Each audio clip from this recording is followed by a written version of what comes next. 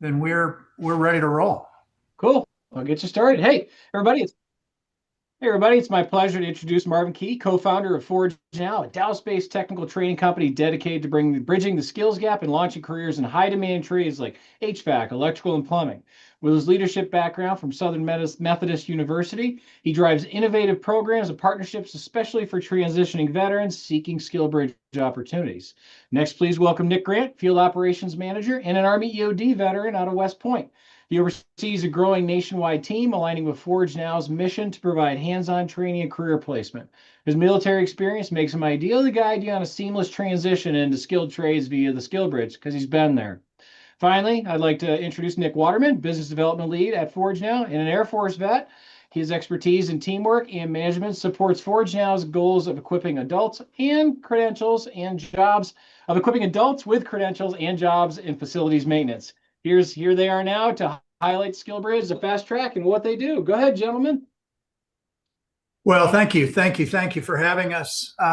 And as you've already heard, two of my colleagues, Nick Grant and Nick Waterman, are joining me today. I'm the co-founder and CEO of ForgeNow. We are a vocational training company.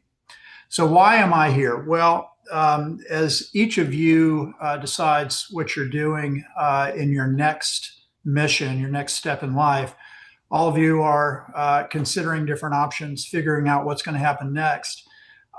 We're kind of probably a bit of a different animal than you're accustomed to seeing.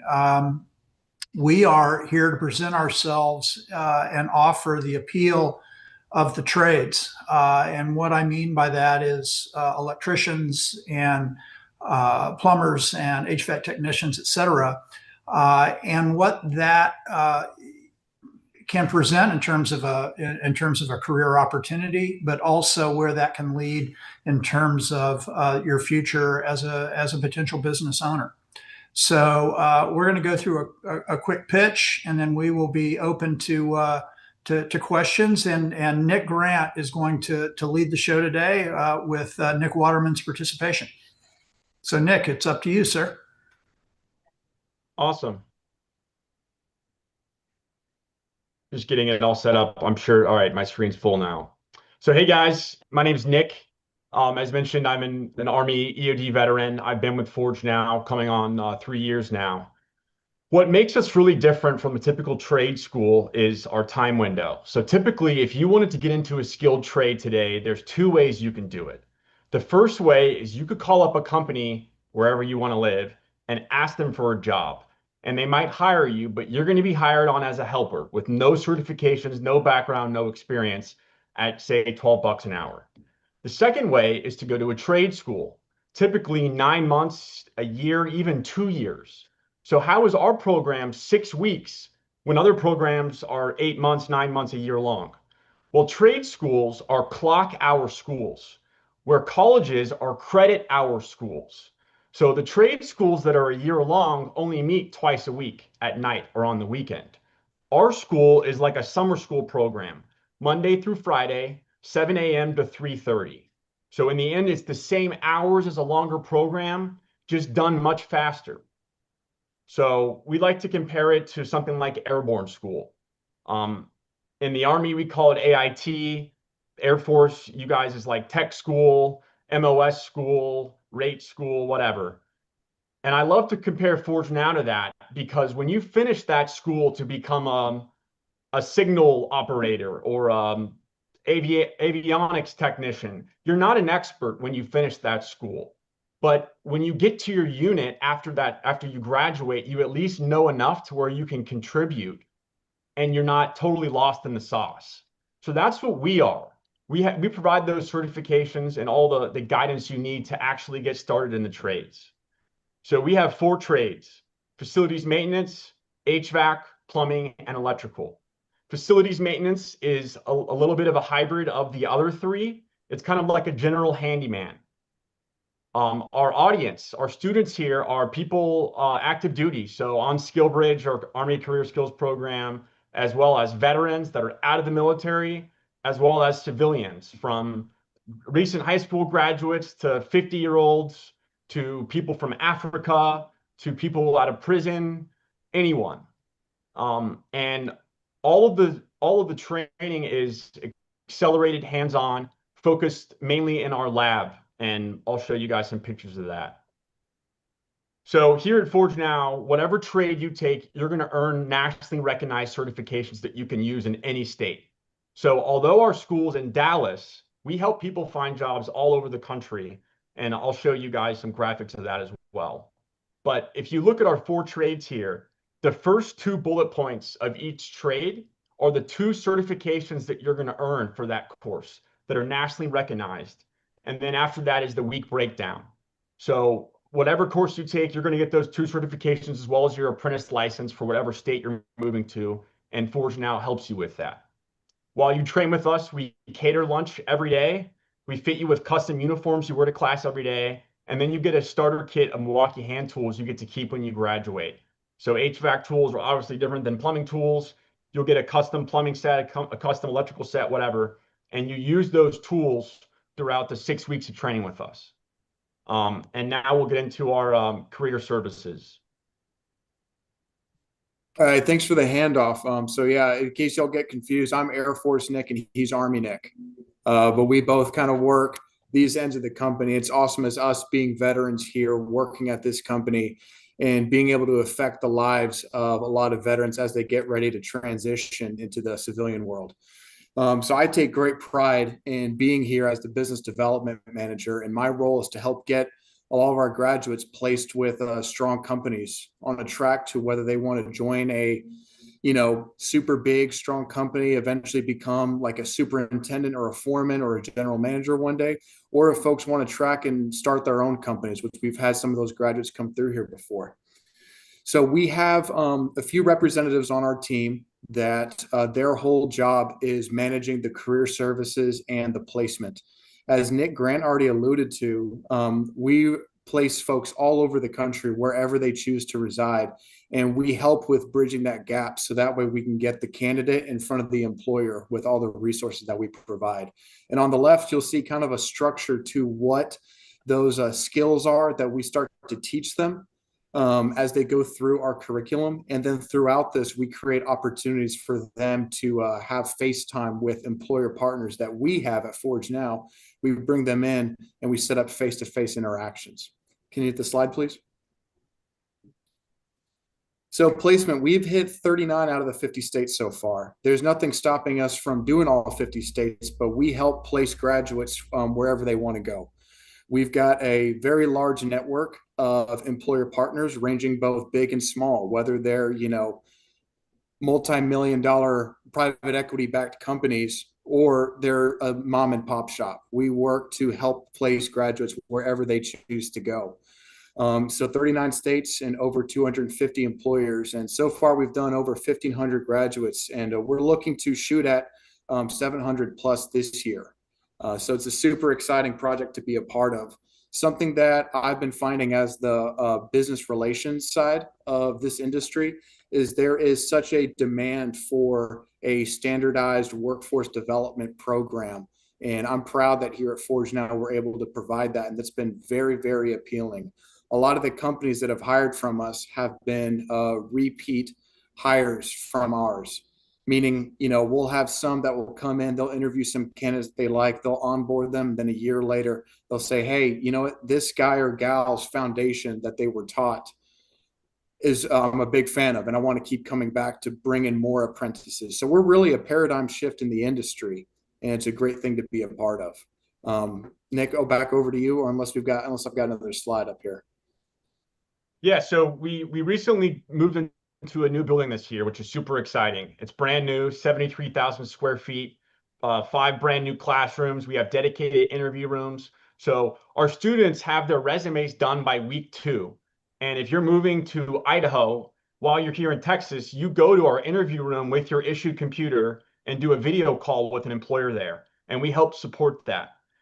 We also have a dedicated cafeteria and then a bunch of commercial equipment on the building that you'll work on. So here's some pictures of the lab space. Again, this is where the majority of time is spent training, doing install, repair, diagnostic work on HVAC, plumbing, electrical equipment, appliances. with your uniform. This guy on the left here, his name's Luke Carter, and he was one of my E6 team leaders that I deployed with to Syria in 2021. We were attached to 5th Group, and we were attached to 6 ODAs. And he was the team leader for one of those ODAs. And he did a lot of wild IED work on that deployment, did a lot of EOD work. And we got home, and he has 5 children. And his wife said, "That's it. I'm not doing this again." So I decided to leave the military, got connected with ForgeNow. I've been here for about a year. He called me up, came through electrical, wanted to move to Carson City, Nevada. We never placed anybody there before. He reached out to these employers on his own. He had 5 employers he got to choose from. Finally decided on one.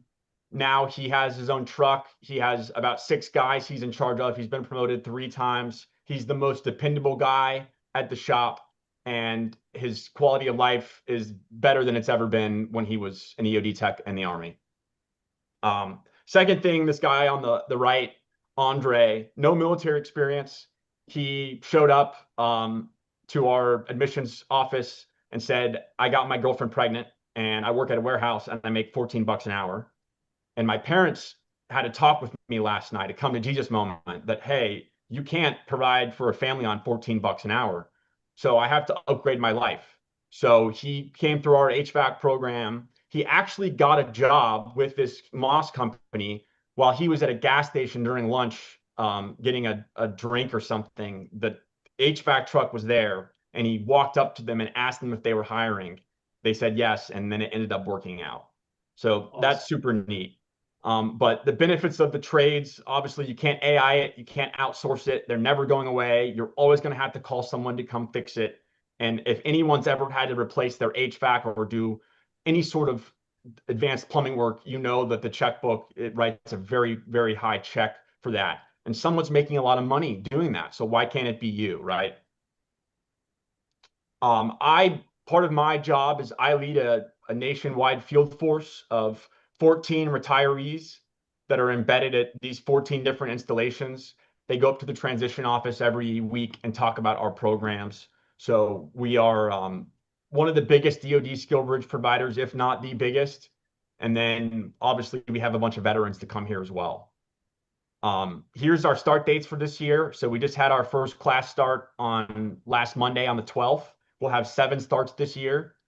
That class started 79 students, about 51 of them military, the rest non-military. And then lastly, I wanted to show you guys our data from last year from our military side. We had students come from 41 different installations, including 7 OCONUS.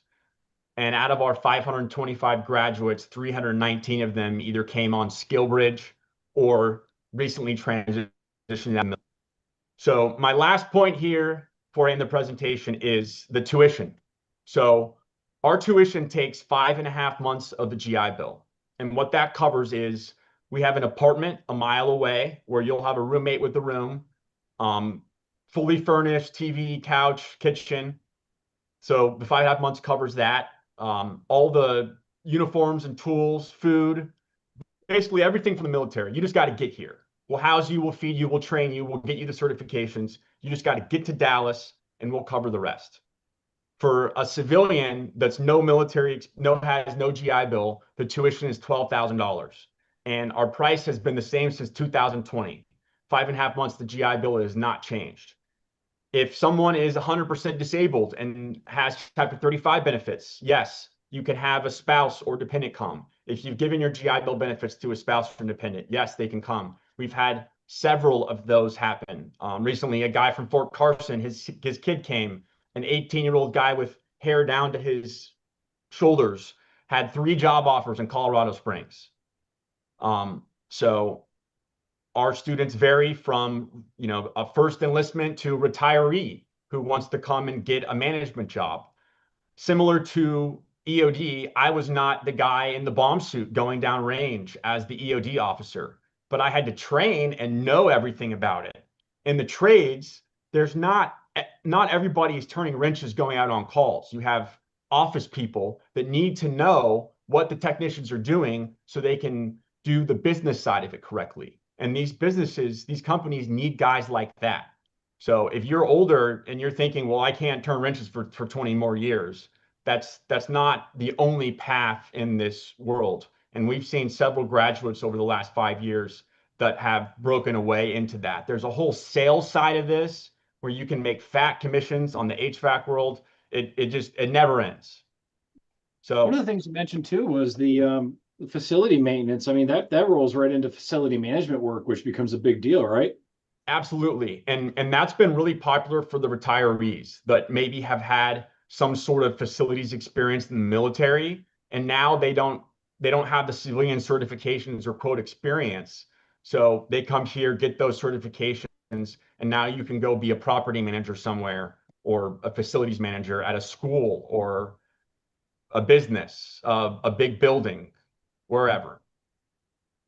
I would also like to add on the placement side as well. I know Nick highlighted two awesome success stories that we had come through here, but home services and the residential service for the trades, it's we're not exclusive to just that. A lot of our business partners that like to hire from us are also in the commercial and industrial sector. And oftentimes what we see is our business partners will come in and they'll view, scan resumes and see someone that they'd like to onboard. And when they onboard them, maybe into the commercial or industrial sector, they've got their own kind of in-house training program that will couple up with what we do here at ForgeNow. And then you've got a solid career in the construction business, whether it's commercial or industrial. I like to share that to kind of highlight that an individual's path when they come through here at ForgeNow can branch off to in whichever side of the industry they want to get to. Here, like our mantra here at ForgeNow is changing lives and launching careers. And we've seen a lot of success with that. And we like to keep doing that for all these folks. I'd love to open the floor up to questions if anybody has questions about anything, about the school, about the trades.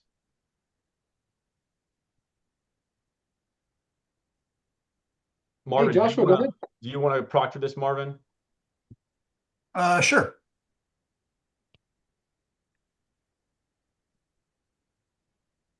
All right, and I'll start then. See, like no one else started. So, but you also work like the FFA, the airframe and power plant license for the trades, or no? No. On the electrical side, no, we do. It's mainly residential. We'll have students go work in the industrial and commercial side directly out of school, but that's more advanced, like a lineman type of school. I think power plant training is definitely more advanced than what we're teaching here. Not to say that you couldn't start here and then get into that eventually. Okay, thank you. I'll tell you one thing that we're actively working on. We're actively working on a new data center electrician program for the build side of data centers. And we are also working on a data center operations side curriculum. That's something that we actually have a team of 5 or 6 people in-house today that are working on that specifically, but we won't have that to offer probably until mid-year 2026. But it's a very hot area. It's a very lucrative area, very well-paying job. Somewhat like the military, though, you can be assigned to a post or a location that's not always nicest locations. Data centers are isolated and sometimes out in the middle of nowhere, but they're very, very lucrative positions, and that sector is booming. So that's something we're developing right now.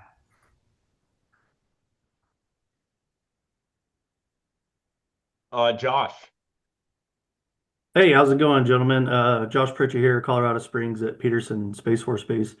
Awesome. So apologies up front, I guess, for a shameless plug, but a lot of companies come on here and they have these opportunities, this and that. I saw on your map that you have Fort Carson kind of affiliation. Yes, So I've got a 20 retired years. lieutenant colonel out there who's our Fort Carson rep. He's actually linked in with the Peterson TAP office as well. Okay. But we have plenty of opportunities in the Colorado Springs area for the skilled trades if that's your interest. Yeah, so 20 years Air Force, last 12 years has been HVAC. I've led from day to Oh, day all the man. way up to operations superintendent, but the best experience in the last, 13 years was the 4 years as a technical training instructor for HVAC. Instructing day to day, ran the schoolhouse, Nate core Would exam, you move to certified. Dallas? Would you move to Dallas? I really wish I could. EPA certified instructor, NATE exam. So my question is with that for Carson, I also did curriculum development as well for about a year. Would you Looking move to if you guys Dallas? have any opportunities, maybe that something I could provide value to. It's like I said, shameless plug, but looking to see if you guys have anything, especially with that Fort Carson affiliation. I say not a shameless plug at all. I mean, isn't that kind of what these forums are for? Yeah. We should probably speak further Yeah. because we could on the program we're working on right now. We're actually actively looking for an additional curriculum developer on a project basis, but you never know where that will lead. So I think we should follow up. Okay, perfect. Reach out to you guys on LinkedIn or Yeah. something. Yeah. Okay, awesome. I'll shoot you guys a note. Appreciate it. Nice to Please meet you. do. It looks like Andrea. Yes. I know you mentioned your school is located in Texas, right? So like in the future, do you have any plans of expanding to other locations for your school? Because I'm looking into going to plumbing, but I'm over to Marietta, Georgia. So unfortunately, no, we're going to have the same location, kind of the same idea as the Air Force. Everyone goes to basic training at Lackland, right? And then you go get sent off somewhere. So Yeah. for us, maybe down the line, years from now, there's a world where ForgeNow has multiple locations, but we're going to make it work here in Texas first. And our model of training here and then sending you guys out has worked and is continuing to work. So if you want to work in Georgia, we can certainly help you find an employer there that would love to hire someone like you from the Air Force. And you would be in a upscale, very nice apartment with a female roommate if you could peel away from Georgia for 6 weeks. Okay. Thank you. One other quick Good thing I team, forgot wow. to mention.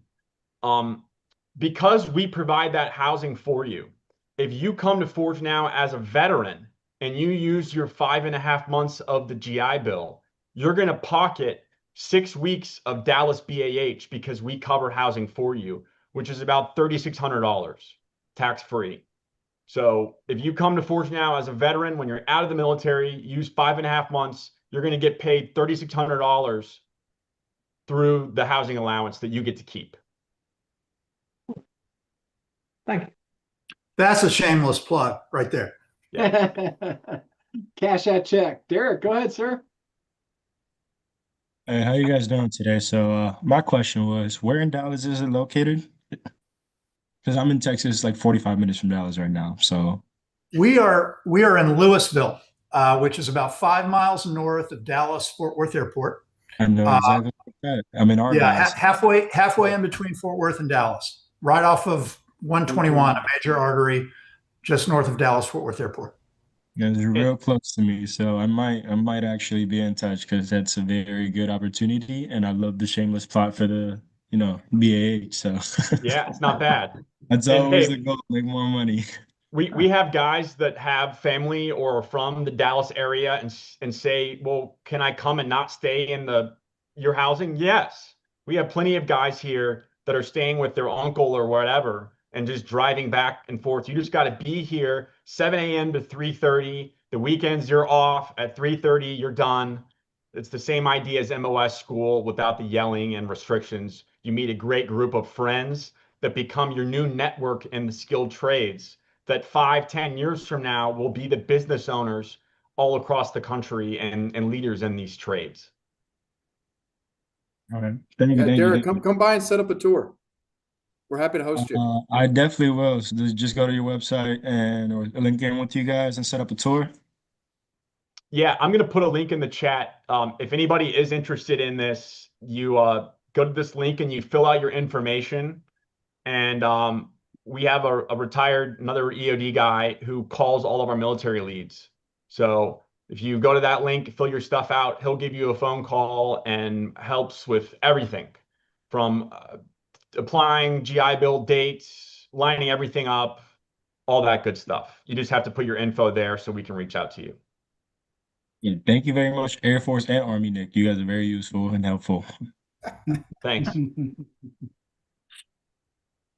Hey, Ladarian, you're up. My question was just answered. About what was the next steps after applying? Because I just applied, so I was just wondering like what would be the next steps, who would contact us, and like the turnaround on that. Awesome. Yeah, someone's But going it to was call you just this afternoon or at the latest tomorrow. okay. Thank you. Yep. Nice. So what advice, I mean, for somebody getting into the trades, some of the real world stuff to expect if they've never done that, right to the military and all that, what are some of the things to kind of expect from the trades, good, bad, and different, based on the experiences you've seen a lot of your students have? Yeah, well, some interesting notes just from the veteran side of things is that I know you guys have heard this, but just by having the habits you have of showing up on the job site on time, we have employers that say, I just need somebody to show up on the right time because people keep coming late, or they have an excuse that their baby mama, whatever, and they have to leave and it just never ends, right? So if you just show up, right, you have these certifications already through our school. Be willing to learn these. There's so many people in the trades that are senior that are retiring, and there's not enough young people to fill those roles. So the opportunity is everywhere. And we've seen it over and over again with, I mean, you could be a technical diesel mechanic in the Marine Corps or a Marine Corps infantry guy, and they both come and they both succeed here for their own ways. So, my biggest advice, whether you guys join the trades or not, whatever job you guys go do, try to find a way to make your military experience relate to that and have a cool, quick 30-second minute story that you can talk about how you were the chief maintenance officer and you fixed 10 vehicles at the last minute for some exercise and saved the day. That way you can relate real world stuff to what you've done.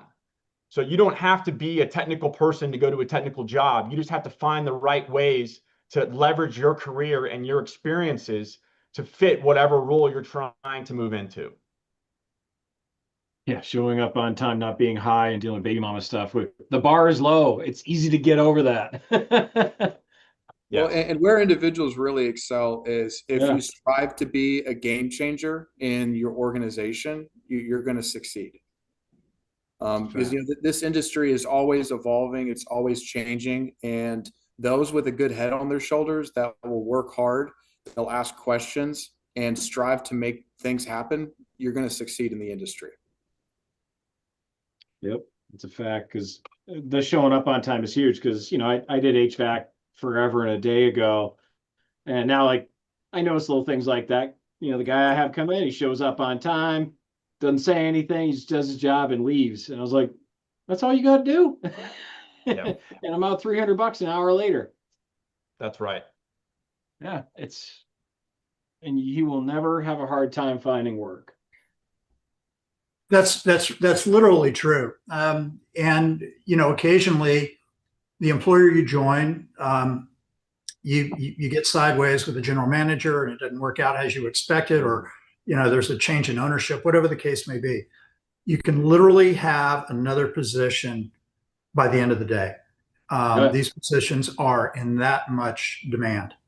The demand for the tradespeople nationally is almost insatiable. Anywhere you want to go, there will be a position waiting for you. In addition to that, Army Nick over here highlighted a point that it's AI proof. With the growth and demand we've seen for all kinds of infrastructure for this AI boom that we're having, the demand for electricians, HVAC technicians, plumbers, and facilities maintenance techs is greater now more than ever.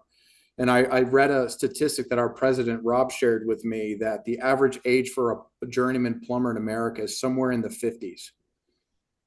So come a few years, your positions that you would hold are going to be very lucrative. And if you get creative with it and you're able to implement some brilliant design into wherever you're working, oh my gosh, the sky's the limit for you. And we love the chance of being able to provide that launch pad for you. The other thing too, I kind of see with those numbers is, like the small guy who owns his own business, you roll in there as his number two, you work for him 3-4 years because he's in his 50s, 60s, he's looking to retire.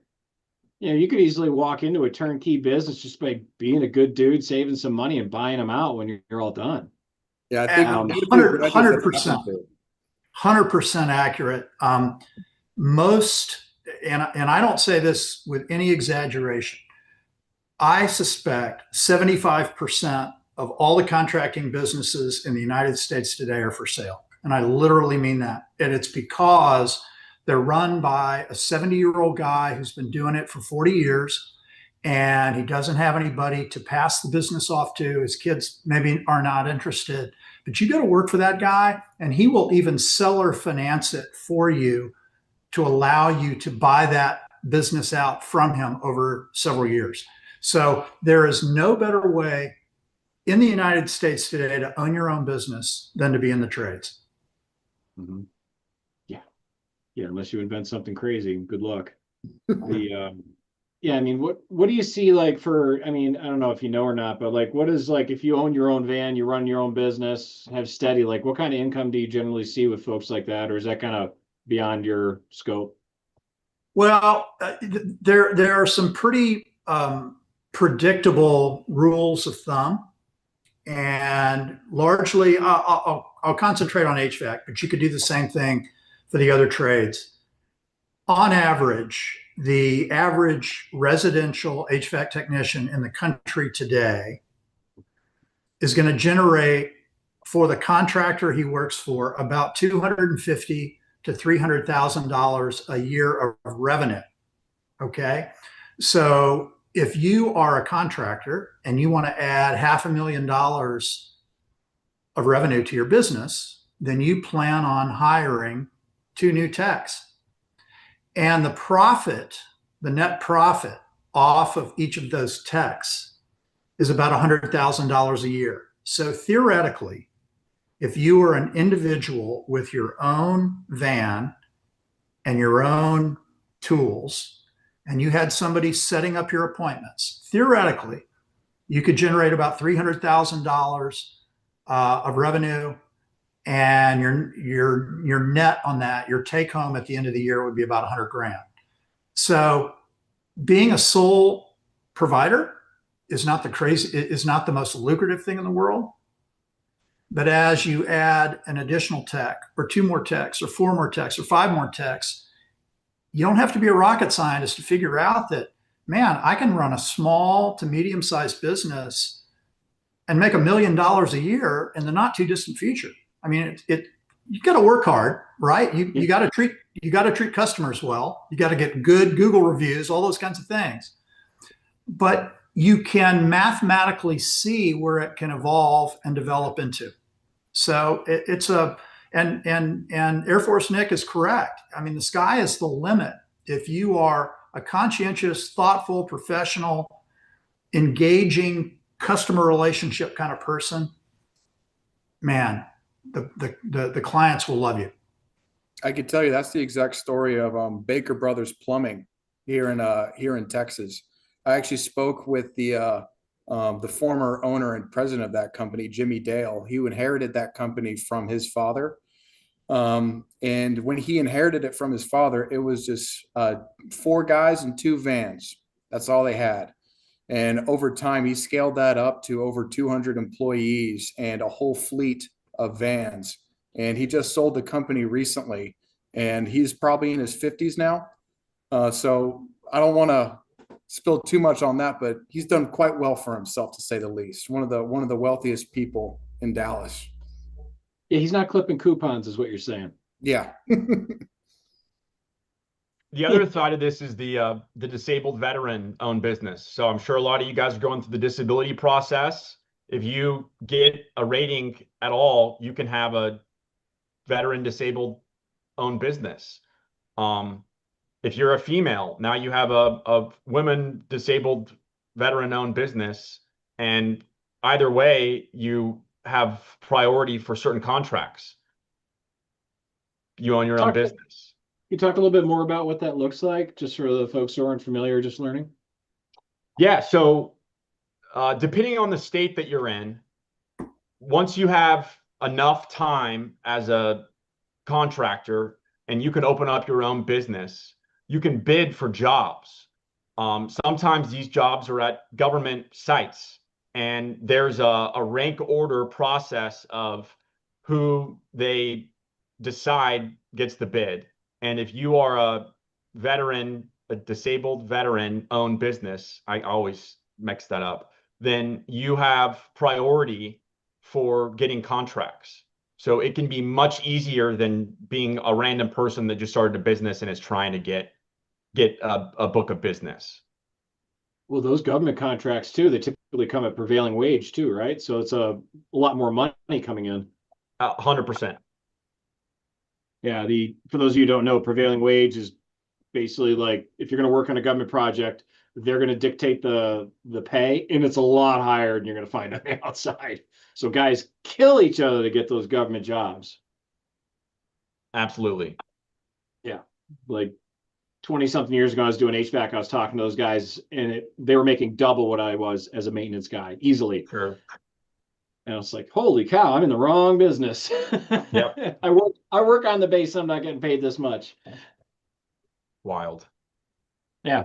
Yeah. At the time, like in the late 90s, it was like $40 an hour. Wow. So you're thinking like 100 now, probably $90, something stupid. So it's just something to keep in mind. So if you do get into that business, those are the ones that make a huge difference. Sure. Yeah, especially if you're in line for them. Anybody else got any more questions? Fire away. Now's the time, because this is definitely, I've learned a couple of tidbits of information here on this one. And the crickets. Yeah, I've already gotten, I That's all think, right. 13 LinkedIn requests from you guys on this call while we were sitting here having this conversation. It was exciting. That was me. No, I know. I got all you guys on here. So this is great. Happy to connect with all you guys.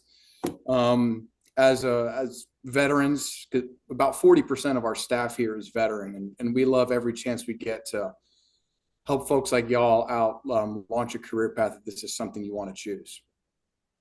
Yeah, so just for people coming into this, is there anything you see people fresh into this business where you'd say like, hey, keep an eye out for this, don't do that, as they kind of expand out into these companies, which, obviously are run differently than a lot of different ones. Just some things to keep their heads up for. That, I'm gonna chip in on that one. I think that when we started last Monday the 12th, we enrolled 79 new students, and all different backgrounds, all personality types. Everybody's different, but our job is to make you into a professional technician. But just because you want to look forward to working with your hands and being in a van and going to different jobs, and maybe you're very, very introverted, maybe you're a quiet person, maybe you're not, I'm not saying this in a negative way, maybe you're not a real rah-rah type person. At the end of the day, you still have to have some interpersonal skills. You have to make an effort to be personable and professional and engaging and polite to the clients you work for. And believe it or not, even though most of you on the call are probably thinking, well, that's self-evident. That's of course. Not everybody thinks that way. And we have people who come through the program here who can struggle during the employment process, even though they're in big demand, because they're just not very friendly. They're just not very polite. They just don't, they're just not making the basic effort to feel good with and connect with whoever their customer happens to be. If you go into it with the intent of not just learning the skills, but perhaps doing something a little bit uncomfortable, like making small talk with somebody you don't have anything in common with, or who's from a different background, you can really, really leapfrog the opportunity for yourself, because it's all, it's not just about doing a good job. If you're a rude technician and you do the job and you fix it, the customer will be appreciative, but he may not call you again.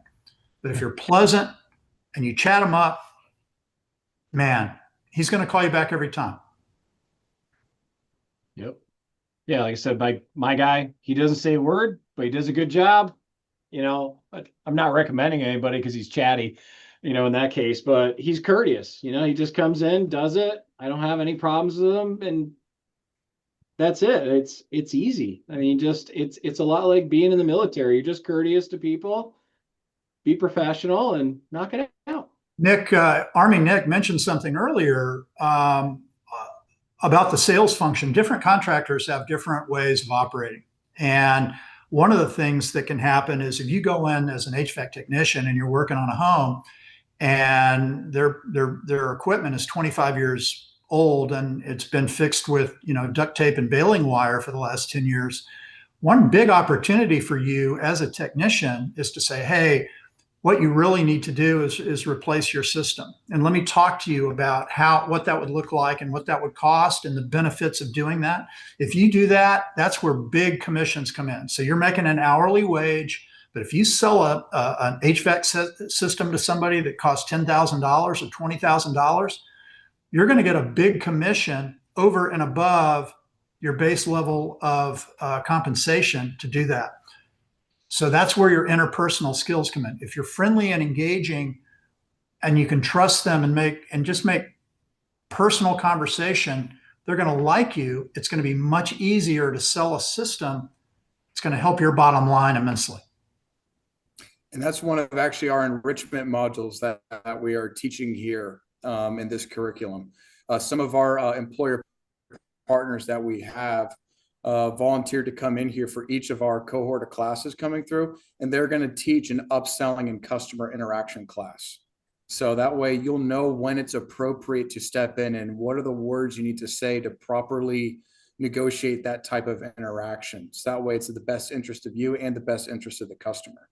Going on to what Marvin's saying, those personal relationships that you can build just by being polite, being respectful, being open to have small talk and communication, and not only in the trades industry, but in business overall. It's amazing where that can take you.